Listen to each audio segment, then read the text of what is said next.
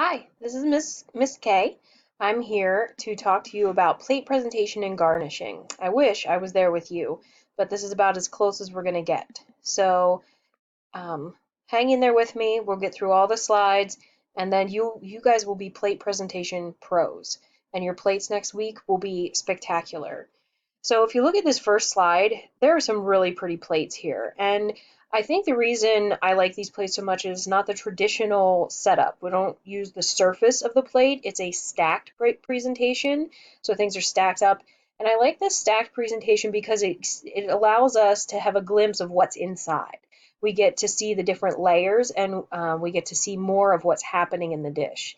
There's not as much hidden in the middle. And the quote here, we eat with our eyes, gorging on colors and textures, anticipating the flavors to follow. The first way we actually interact with our food or we experience our food is with our eyes. We see it first. If you're in a restaurant, you see the food approaching your table because you're hungry and you've been waiting for that to happen. So you see the food approaching the table, you see that plate being placed in front of you before you smell it, before you taste it, before you experience the texture. So that's the first way that we experience our food, so it's very important. Plate presentation is important because it invites you, the diner, to leave your baggage of daytime hassles behind, to forget your troubles, lift your spirits, to taste, relax, and enjoy, and just experience the food in front of you.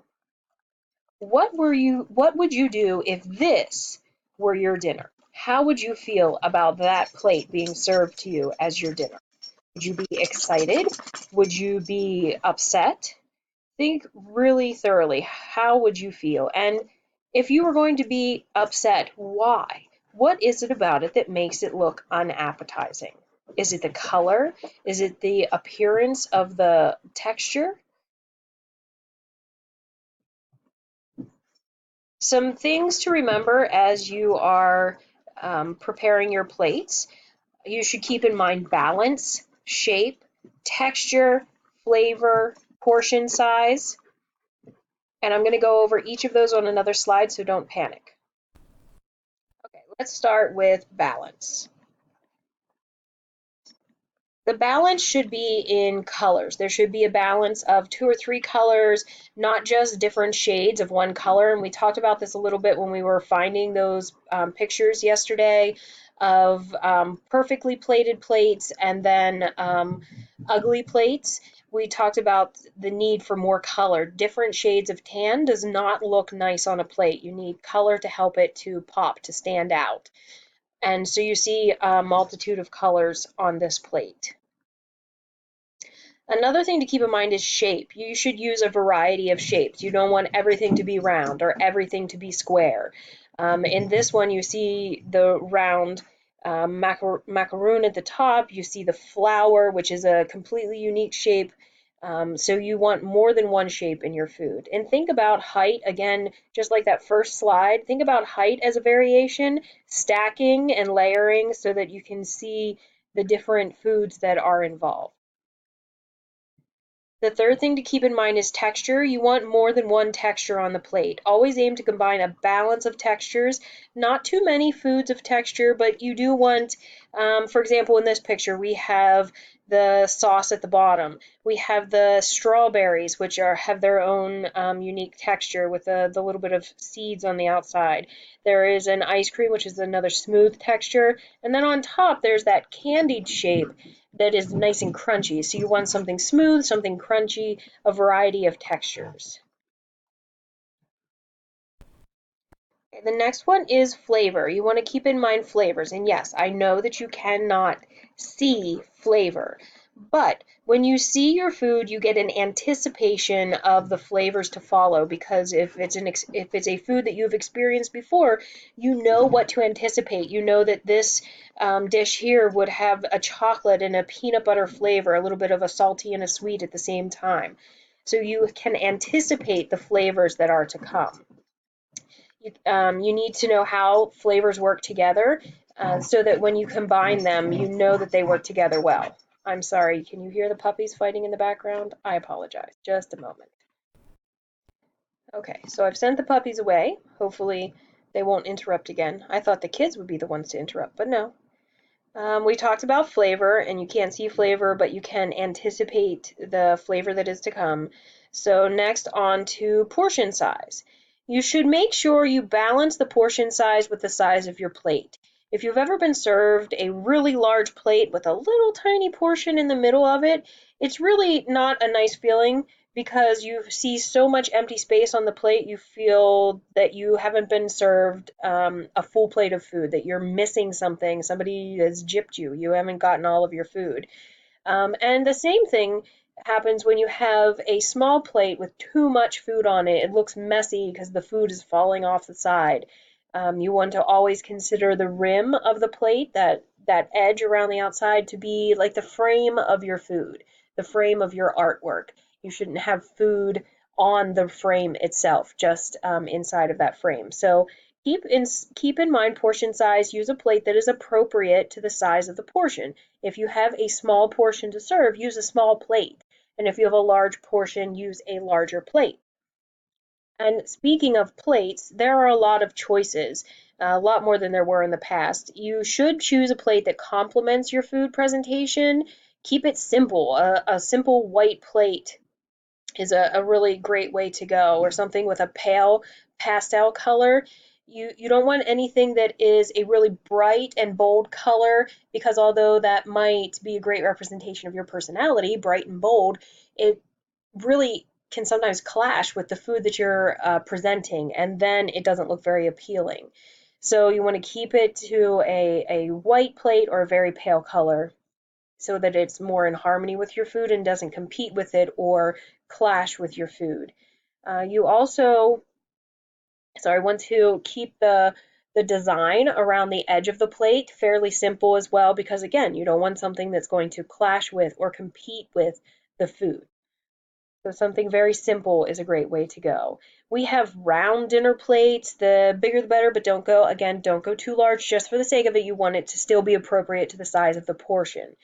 Um, And this is what I said before, a plate will frame your food nicely. So think of the rim of your plate as being the frame of your food. There should never be any food on the rim or the frame of your presentation. So round dinner plates are a classic. We've seen those over and over again. There are so many other shapes and sizes, though. Now you can go with square, triangle. There are a lot of different shapes of plates, and so you can be creative more with the shapes and sizes than we could in the past. We have soup dishes or bowls. A large rimless bowl can be used for so many different things. It doesn't always look really nice with carbohydrates like pasta or rice, but soups and some of your other foods look really, really nice in a large bowl. Mini bowls are great for holding dipping sauces or hors d'oeuvres, appetizers. Like this example here is a very small portion of tomato soup with the tiniest grilled cheese I've ever seen. Isn't it the cutest little grilled cheese on that toothpick? So you can use something that goes along with the size of the serving that you're giving. If you're giving an appetizer or hors d'oeuvre size serving, you want a small container for it. Rectangular or oval dishes will display simple presentations perfectly. They especially look nice with desserts. Those rectangular or square plates look really nice with desserts. You can get really creative and use things like banana leaves. You can find them in some grocery stores in our area. They look stylish, they look exotic on the plate. You can make cones from nori, which is seaweed, the seaweed that you use to wrap your sushi. That's nori. You can use cones made out of nori or from other materials. Some people use paper cones. I like things on the plate to be edible, and since most of us don't eat paper now that we've outgrown elementary school. You want to stay away from paper cones, but nori makes a really nice cone, and that's what you see on the plate. That is a nori or seaweed cone with the foods inside. And some other possible choices. You can serve it in the pan that you cooked it in, especially a cast iron pan. They look really, really nice. You can serve it in a glass, like like the marshmallows here, a simple wooden cutting board, especially for a cheese arrangement, teacups, ice bowls, serving platters, whatever you have in your kitchen that you think would look nice with your food, use it, give it a try, be creative. Now, some of you did pick plates yesterday that had some really great garnishes, and so I wanted to just go through a little bit of information about garnishes. There are a lot of gadgets and little pieces of equipment out there for you to use to make your garnishes, and we have a lot of these in the classroom, so I'll get some of them out when we're doing our plates next week so that you can experiment with them a little bit. That you can get entire tool sets or individual ones. We have microplanes, like the one on the left there. That orange tool at the top, you can use that to make roses out of carrots or cucumbers. It works really, really easily. And again, another tool set down there at the bottom. And then we get to the section about garnishes, and we have this beautiful basket, melon basket made from a watermelon. They're not as hard to make as you would think. You just have to make them even on each side. A Sharpie marker, writing on the outside of it with a Sharpie marker really helps getting it even, but it really does look nice on a table. 3 vital senses are aroused when a magnificent meal is produced. The first is sight. That's how you first experience your food, followed by aroma and then taste. When a dish is beautifully garnished, it shows that love and care has gone into its preparation. It wasn't just slopped onto the plate and handed to you. Somebody really put some time and effort into making it beautiful for you. So here are some examples of garnishes.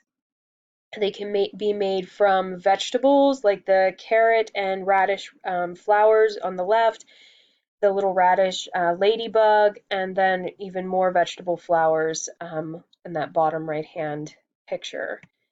Fruits can be used as well, and they can make really, really lovely flowers or swans. Those apple swans, a few knife cuts, and you can make a swan. You can use chili peppers. The top one there on the right has, just the swoop of the caramel at the top and the chocolate by itself. You can use a baby octopus if you would like. So it's just anything that you can use your imagination to make your plate look more creative and beautiful, you should try. You will never know how it looks until you've tried it. So your assignment. I want you to use the internet. Find the following things. You need 5 pictures of perfectly plated food, just like the one that you found yesterday, the most beautiful plate that you could find. Now find 5 more. 5 pictures of perfectly plated food. I want you to make a Google slide presentation and put 1 picture on each slide. Then I want you to go back and label each of those pictures with your reason for identifying it as perfect or horribly plated, because you have to find 5 perfectly plated and 5 horribly plated foods. So each one has to have a reason, and it should be something from the list. Closer to the beginning of the presentation, I gave you a list. Let's go back to that, the 5 key points to remember. So you should connect each of those perfect or horribly plated foods to one of these key points. You should talk about the balance on the plate, or the shape, or the lack of balance or shape, the texture, the flavor, or the portion size. Tell me what it has or is missing that makes it so perfect.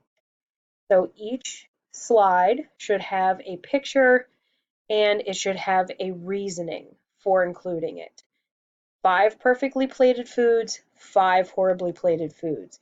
When you're done with your Google presentation, your Google slide presentation, I want you to submit it to Google Classroom to the assignment that you just opened this video from.